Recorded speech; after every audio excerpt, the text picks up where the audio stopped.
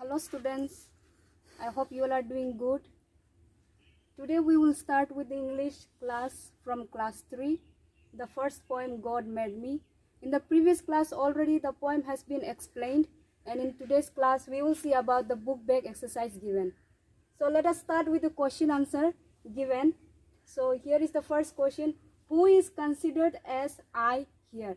From the poem, I is mentioned there, so we have to answer who is referred to as I. So I have already written the answer for you. I is considered as the poet. The poet himself is considering in the poem.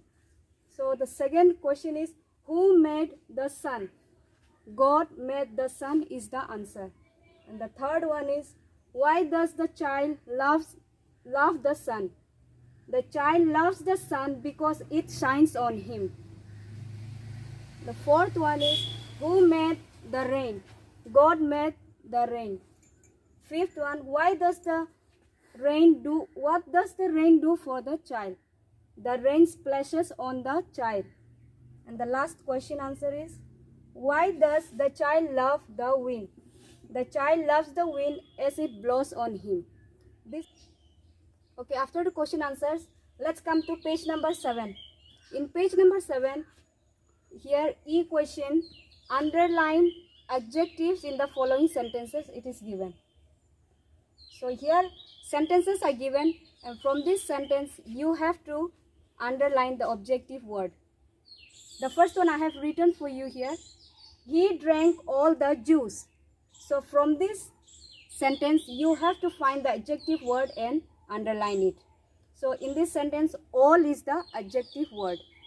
In the same way 2, 3, 4 and 5 you have to do it by yourself, but already I have given you answers here. Second adjective word is any, third adjective word is little, and fourth one is enough, and the last one is much.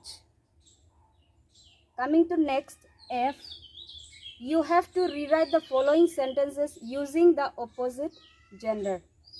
In your book one example has been given already, and questions are there from 1 to 9. In that underlined word, for that you have to write the opposite gender.